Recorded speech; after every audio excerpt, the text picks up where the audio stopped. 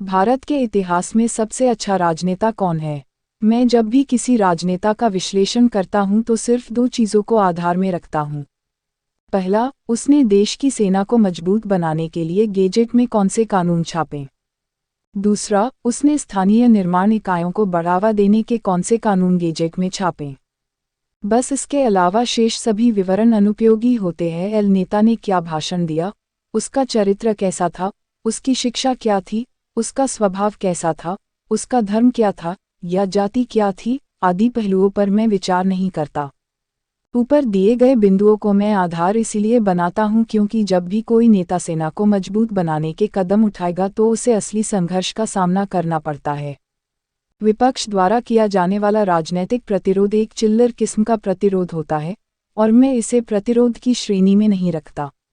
असली प्रतिरोध का सामना तब करना पड़ता है जब आप अंतर्राष्ट्रीय समुदाय एवं बहुराष्ट्रीय कंपनियों से दुश्मनी मोल लेते हो, और जब भी कोई नेता सेना को मजबूत बनाने या स्थानीय निर्माण को बढ़ावा देने वाले कानून छापेगा तो ये लोग उसकी जान के दुश्मन बन जाते हैं। इस आधार पर मेरे नजरिए में श्रीमती इंदिरा गांधी जी भारत की अब तक की सर्वश्रेष्ठ नेत्री थी। उन्होंने भारत को शक्ति प्रदान की, भारत का कोई नेता उसके पास भी फटक नहीं पाया है।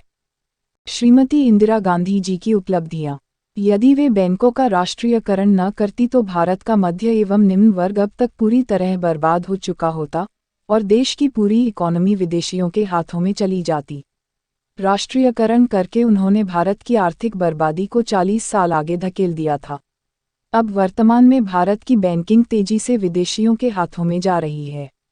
प्रतिरोध समूह भारत के देशी धनिक एवं बैंकिंग क्षेत्र की बहुराष्ट्रीय कंपनियों के मालिक।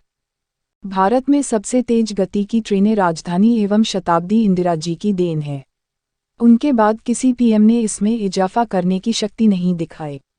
अब भारत का रेल क्षेत्र तेजी से विदेशियों के हाथों में जा रहा है। चीन एवं जापान भारत में क्रमशः हाई स्पीड एवं बुलेट ट्रेन लेकर आ रहे हैं। प्रतिरोध समूह रेलवे के क्षेत्र की बहुराष्ट्रीय कंपनियों के मालिक। राजाओं के प्रिविलेज रद्द करना। प्रतिरोध समूह देशी धनिक। तेजस भारत का एकमात्र अर्ध स्वदेशी लड़ाकू विमान है। यह प्रोजेक्ट इंदिरा जी ने शुरू किया था।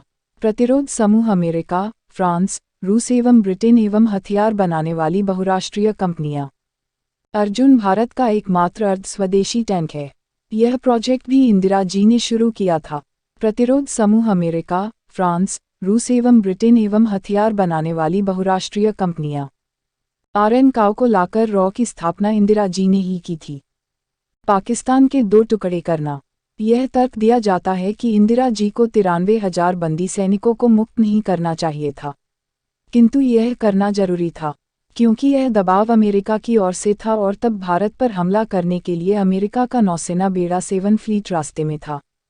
भारत की एकमात्र असाल्ट राइफल इंसास का प्रोजेक्ट इंदिरा जी ने शुरू किया था। प्रतिरोध रूस। परमाणु प्रोजेक्ट इंदिरा जी ने शुरू किया, पहला सफल टेस्ट किया। यह इंदिरा जी की सर्वश्रेष्ठ उपलब्धि थी। प्रतिरोध समस्त एटमी देश। स्वतंत्रता सेनानियों की पेंशन इंदिरा जी ने शुरू की थी। जवाहरलाल गाजी एवं अन्य कांग्रेसी नेता हमेशा से इन्हें पेंशन देने के विरोध में थे। इंदिरा जी के कुछ विवादित फैसले।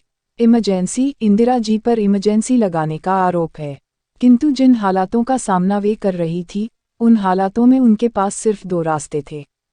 पहला, या तो वे right to recall jury system लागू करके जनता को कंट्रोल दे दें।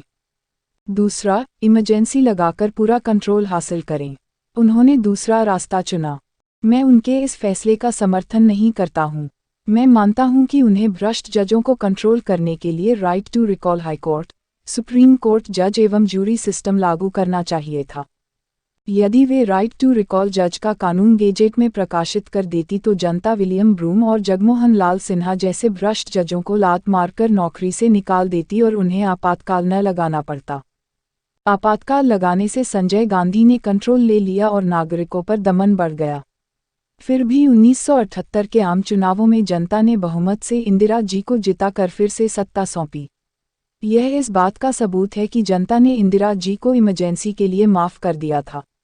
वे जानते थे कि इंदिरा जी भारत के सेना खड़ी कर रही है और यदि सुप्रीम कोर्ट, हाई कोर्ट पर ताले नहीं लगाए गए तो भ्रष्ट जज किसी भी हालत में इंदिरा जी को काम नहीं करने देंगे। Blue star, operation blue star में भी उन्होंने वही गलती की। पंजाब में जूरी सिस्टम और राइट टू रिकॉल जज का कानून डालकर वे खालिस्तान मूवमेंट को तोड़ सकती थी, किंतु उन्होंने जूरी सिस्टम डालना नहीं था, तो खालिस्तान मूवमेंट को तोड़ने का सिर्फ यही तरीका बचा था कि टैंक भेजे जाए। यदि ऑपरेशन नहीं किया जाता तो हम पंजाब गंवा देते। लाल बहादुर शास्त्री, इंदिरा जी की तरह ही लाल बहादुर शास्त्री जी भी भारत की सेना खड़ी करने के प्रयास कर रहे थे, किंतु उनका शासनकाल कम होने से उन्हें इसका मौका नहीं मिल पाया। अटल बिहारी वाजपेयी जी ने पोखरण 2 के आदेश दिए और इसके लिए देश उनका ऋणी है, किंतु इस एक फैसले को निकाल दे तो वाजपेयी की पूरी राजनीति वेस्ट है। उन्होंने देश को मजबूत बनाने के लिए एक भी कानून नहीं छापा। उन्होंने कविताएं गाए और मंत्र मुग्ध करने वाले भाषण दिए। वाजपेयी गद्दार नहीं थे, उनमें राष्ट्रवाद था, किंतु एक बार जोखिम उठाने के बाद वे पीछे हट गए।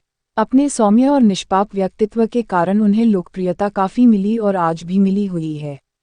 पर कंट्री को मजबूत बनाना और हर दिल अजीज हो जाना 2 अलग अलग बातें हैं और इनका आपस में कोई सरोकार नहीं है। बहरहाल उनमें भाषण देने की कला विलक्षण स्तर की थी। मेरे विचार में इनके अलावा भारत के किसी भी प्रधानमंत्री ने अपने कार्यकाल में एक भी काम ऐसा नहीं किया है कि उनके जिक्र पर 2 पंक्तियां भी खर्च की जा सके। शेष सभी ने अपने सभी फैसले कुर्सी बनाए रखने के आधार पर लिए और वास्तविक प्रतिरोध से बचते रहे। अधिक जानकारी के लिए लिंक खोलें।